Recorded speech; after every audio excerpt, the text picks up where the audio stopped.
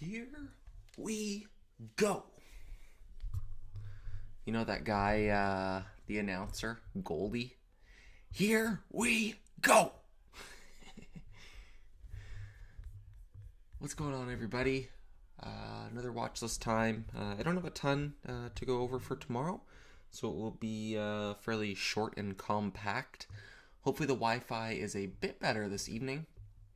I had my low voltage electrician come over and take a look at some stuff. I did the old unplug, plug it back in, reset, blah blah blah blah blah, and nothing was really working. So it seems that the switch leading to the modem, we have like a 24 port switch, and I guess it was fried. So all of the what do you call it? Access points and digital boxes and all that kind of stuff, they weren't all getting the proper bandwidth. So above my pay grade, but he said he got some stuff fixed. So we've had a couple drops here and there, but hopefully it's a bit better than it was yesterday. You can see it's still glitchy.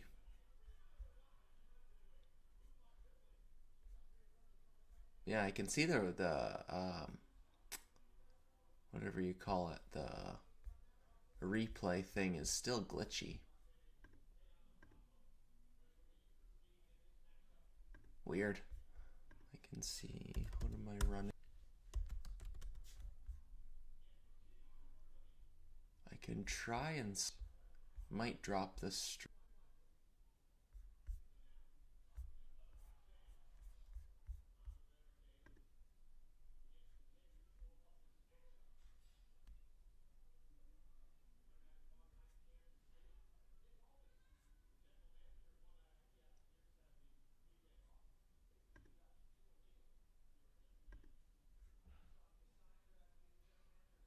Should be back, I think.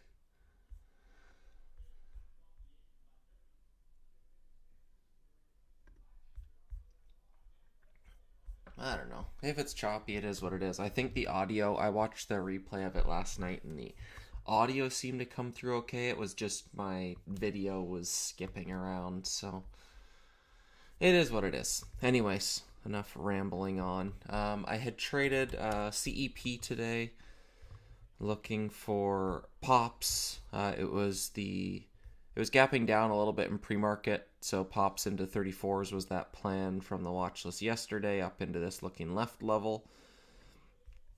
And I put some on right off the open as usual, and then it was a super small starter. This thing could have ran to $50. It wouldn't really have done anything, but once it started to push through 34s, I wanted to see it stuff, and it was stuffing, so not emotionally attached. Again, it was a starter, but once it started to break out, covered, and that was like the last little hurrah. So hard crack lower highs is a typical lean spot for me, and then looking for 33 to fail to fall through.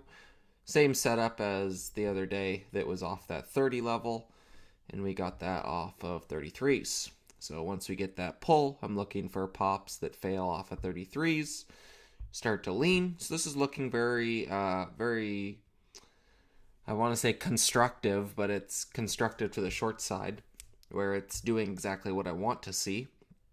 And then we flush red. So now this is the first time red in 4 days. So once it's red, it should stay heavy and you should get selling pressure. And it fails, and then in one candle takes back the last 4 minutes of action. So that's not the type of action you want to see when it's red. And then once it starts to chop and hold prior close, I move on. Reshorted some. You can see that little wick through. It broke back down under 3150s, but it saved, so I covered it 3170s, and that was it. So with this loss and then this little loss, I made most of it back here. But it didn't really amount to anything because I was going for like the big picture, like low 20s. So it wasn't a ton of meat on the bone, but is what it is. I guess I've got MLGO. I think that was pre-market. Yeah, like a little scalp. Hindsight, I guess I should have traded this one. Wow. Once 10 failed, like this spot right here is a nice. Yikes.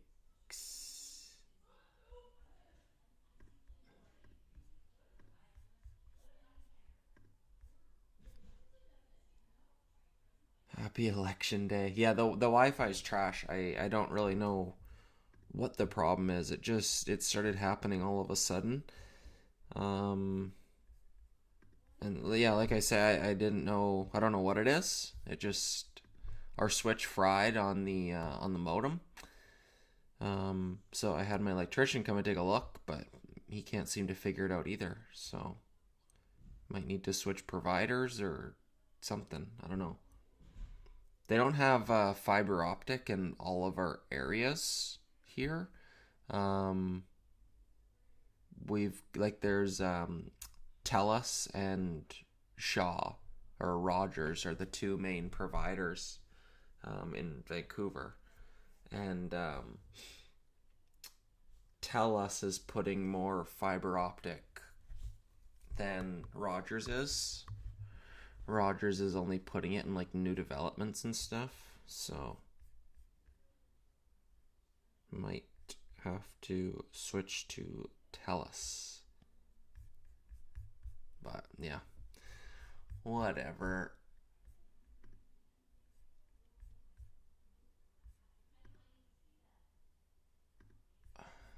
So MLGO, um, yeah, try not to focus on the video. I know it's choppy, but hopefully the sound comes through okay.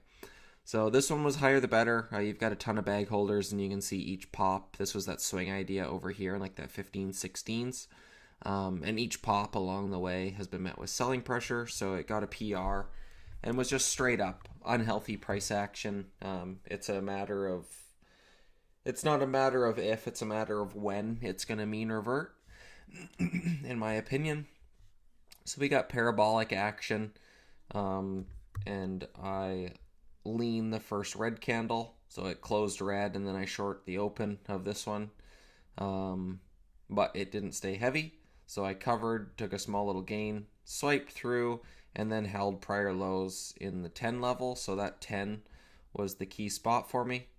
Right through here, it held off the open, and then once it failed, that's probably a decent little short spot, but I wasn't really watching it. I was focusing on CEP. And in hindsight, this one was much better. So that one, and then I traded Pony, I guess, as well. Oh, super small. Those three trades, and only really focused on CEP. The other ones didn't really do much. But we got a pop through 770s, which was key level from looking left. So once we pushed through, and then a little failed follow through setup, push through, breakdown, you want to see 770s retest and fail, and it didn't, so covered and moved on. And great covers because it went another $3 higher, $4 higher. So that daily's moving onward and upward after solid sell, steady lows Friday, and then steady highs today. So hopefully we get another day or two of speed up, and then possible repeat of that same action. So as far as those are the trades from today, CEP, the only real notable one.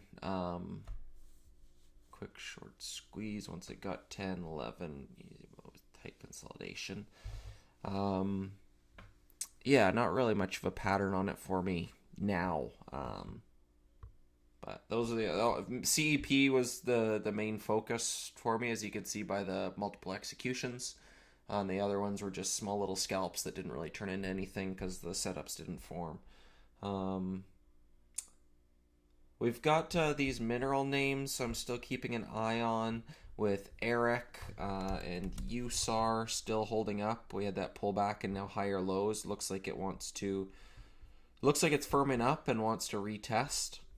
And TMC is in the same kind of basket, and this one's right up near highs.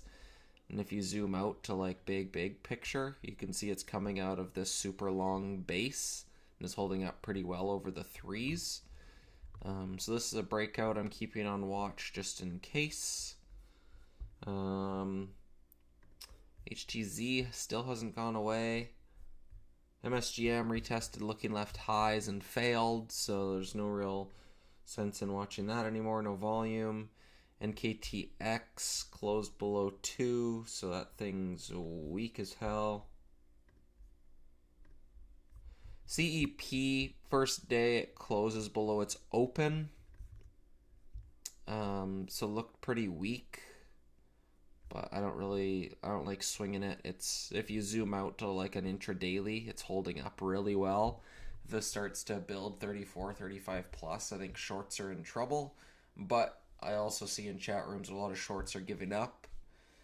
So could be backside soon. Like if you look at like Nuke, I think it was, over here, after it failed, this looks like backside, and you can see how many days it took before it actually rolled over. So you could be getting into something like this, where you might have to wait for a breakdown. Might be a higher odds idea. Omex, I didn't trade this one today. So it had that, was it an F3 or an S3 that came out after hours, a shelf registration statement. I think it was actually a 424 off of a shelf. But they were registering shares here in after hours, so shorting it, looking for that offering news to start to get this thing to pull. And then today they put out some news basically saying that they don't need to use that offering, and they've got like a lot of cash on hand. And with their baby shelf being, they can only dilute up to 1/3 of the public float, they're under that. But they get out of that in like the 260s. They're out of baby shelf restriction. So I wasn't looking to short that, because now the thesis was shorts. They're all underwater if you're thinking like a 150-ish. So anything 150 plus, I think longs are still in favor. And then with that news, it basically voids the fundamental thesis. And then they've got some incentive to get it up over $2 again.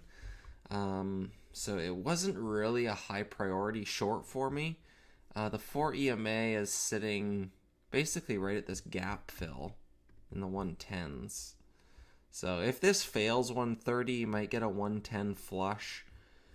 Might be a little quiet idea. Pops versus 150 for a quiet rollover. But it's not, I'd give it like a C plus for the setup. It's not super clean. It would have been a lot better if it gapped sideways and then gapped sideways and squeezed out. I'd be a bit more interested tomorrow, but there's so much sideways and consolidation action. It's not a lot of people underwater on either side. So not really a main watch for me at this point. Weight Watchers unfortunately didn't get going. I'll keep it on watch. Volume's still there, but no plan to trade that one. RTC failed, didn't go higher, but just keeping it on watch with some price alerts. SXTC, same kind of thing. TMC briefly touched on, and then AGMH was the main runner from today, going through the 770s breakout level. I think it was after pre-market levels too. Pre-market high, broke out, retested it, and held. So really nice move. I was watching it all through here in the 8s. To trade like the size on an 8-cent name, and then being at center point trading per share commissions, like I think it's like 0.004 or something, like half a penny-ish. So then you're trading commissions, and you're giving up some risk reward when the shares are this cheap. So like a pullback here into 8 cents, risking maybe like 6 cents. If you want to risk like, oh, excuse me. Oh, there we go. What was I? I choked on my own words. Two 2 cents, yeah. If you want to risk like 2 cents, call it like, I don't know, $2,000 risk for easy math. Off of 2 cents, that's 100K. Yeah, one, two, three zeros moving over. Yeah, 100K shares. Um, so you're trading 100,000 shares. Let me pull up a calculator here. Times 0.004. So you're risking, if you buy 100,000 shares, risking 2 cents, you have $400 in commissions, and you're risking $2,000. So you basically have like a 25% surcharge on a trade like that. So it's just not worth it for me to trade that cheap of a name. So if this were to, typically my threshold is right around like that 20 cent level, where I can justify like half a penny of risk because the range is typically better. So if this were to speed up and get going for a day or two, I'd be willing to short it. And then if it were to reset up, I could play that next breakout. But just the where it's trading right now, it's not worth it. But traded 1.8 billion shares today, and names that trade over a billion typically have good history of gapping, and this one's doing it, gapping. It closed pretty strong. And here in the 13s, gapping up to 18. So if you have an account at something like Webull or E-Trade or stuff like that, where you get like free commissions and that sort of thing, I think it's a good trade opportunity through that 8 cent breakout. But it is what it is. So that's the only real one I'm watching added to the watch list. Other than that, kind of have a side eye on Omex. But CEP, everyone's giving up. The other ones, I'm just kind of waiting for stuff to set up. So I don't have a ton on watch for tomorrow. So likely a quiet day for me. Anything you guys want to touch on before I hop off?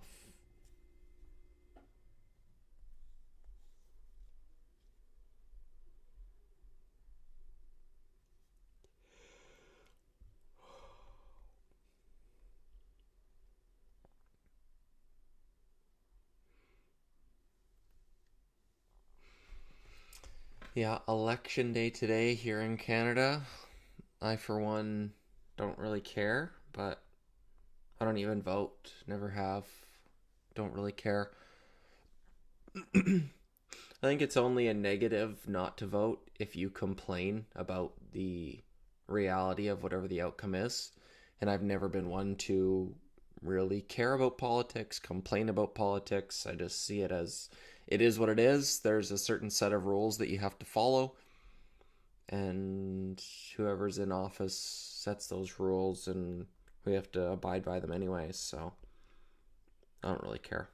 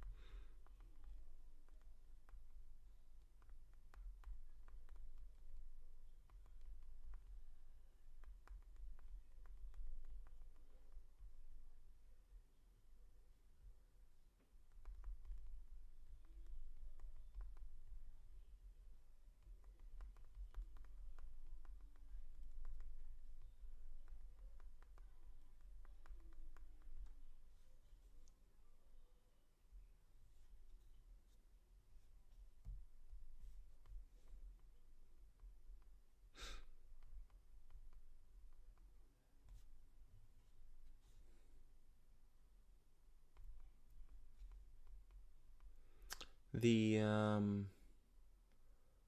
focus on yourself. Yeah, that's the thing. My theory on it is if voting really mattered, they wouldn't let us do it in the first place. So that's kind of my theory on it. And if everyone focused on taking care of themselves and their family, then we wouldn't need this invisible hand to kind of push us in that direction. Um, so if you can't afford healthcare, then you work more or find a better paying job or something like that. Like I don't need me. I'm young enough. I haven't been to the doctor in 10 years. I've been to the dentist like once in the last 10 years. I don't use the free healthcare because with everybody getting it, as long as you're a citizen, it just bogs it down, and you go to the hospital and you're in there for 12 hours before you get to see a doctor. Um, so the whole free healthcare thing, like you pay for that kind of stuff with your taxes, and then you can't even use it because the people that can't afford the healthcare are the ones that use it because they don't work to pay for their own private healthcare. Where I would just prefer if they got rid of all free healthcare and then you just work more to afford certain things. I was never given anything, any handouts and whatnot. It was never like some rich uncle or something that's like, here's $1 million, go ahead. So I'm not speaking from a place of surplus. You just, like, I've worked in construction since I was 12. And if I didn't have money, I'd work more hours and find a way to hustle to make more money to afford things. So I think there's a way to do it. And yeah, that whole like 67% capital gains tax wasn't fun for a few months. They put that in effect in January. It was stupid. But that's the thing. I didn't vote it in. So they put it in place, and now those are just the rules I have to follow anyways.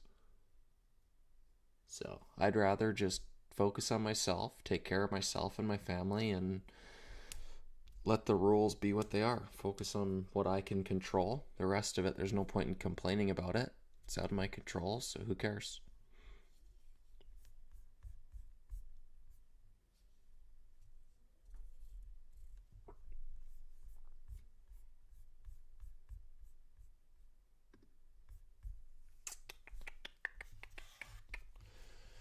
Alrighty, well, I think I will wrap it up there. I don't plan on doing a ton tomorrow. Probably one of those days where I check in.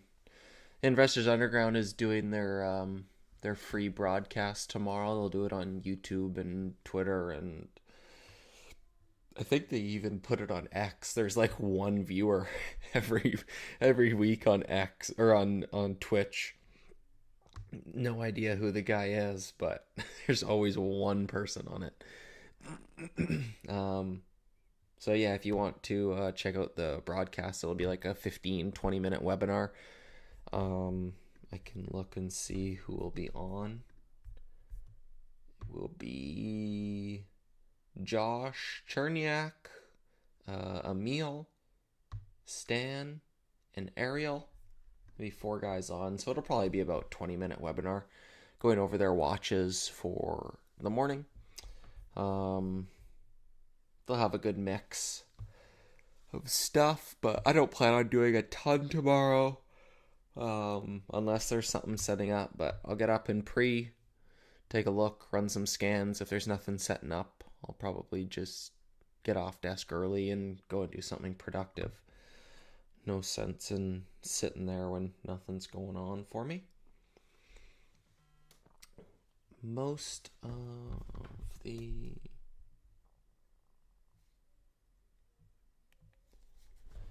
Most of the rare earth mineral sector are above their 200 EMA, so it reminds me of the beginning of the robotics and energy sector from last year.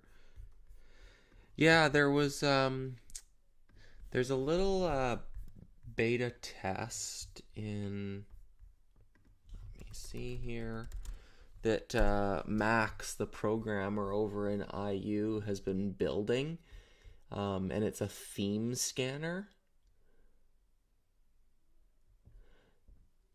I might be able to pull it up. Let me see.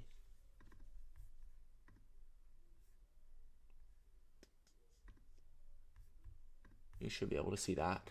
So Max is making this. It's in beta test right now, but it basically sorts the sectors by what's up and what's down. There's only one sector that was up today.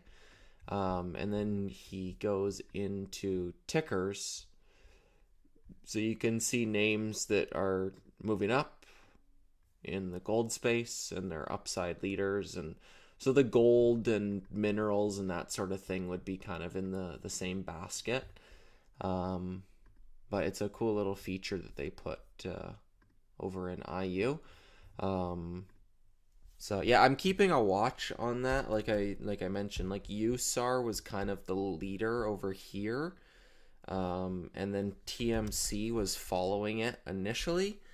And then they kind of broke off here. But I imagine if USAR starts going like 14s, then I think TMC starts going 350s 4. And then like Eric is in that same kind of minerals basket where it was running here. And this daily is like the freshest. It trades more like a small cap than the other ones. So I'd like this one to hold up. But it's definitely a good sector to watch. Golan just mentioned that they're above the 200 EMA, which is pretty decent for sector strength. But yeah, I don't have any positions on them. I'm just kind of keeping them on watch and seeing some notable strength in them. So notable strength, and then look for technical patterns to confirm that thesis, and then maybe get involved. TMC looks the best to me. It's closest to its highs. I think you need USAR to start to pick up, and then it probably drags TMC with it. Eric's a bit farther off the highs, would need this one like 130s plus, but 130 is like 1 PR away from a buck, so I don't think this one's completely out of the race yet. Sub 90 wouldn't look so pretty, but yeah, worth keeping them on watch. So anyways, I will wrap it up there. Thanks for the chat, Golan. You're the only one in there, so I appreciate it. And yeah, don't force anything if it's not super busy out there for you tomorrow. And see how it goes. Might be back for another watch list. I'll do my best. Alrighty, take it easy, guys, and check out the Investors Underground pages for their free webinar in the morning, pre-market. Alrighty, take it easy, guys. Peace.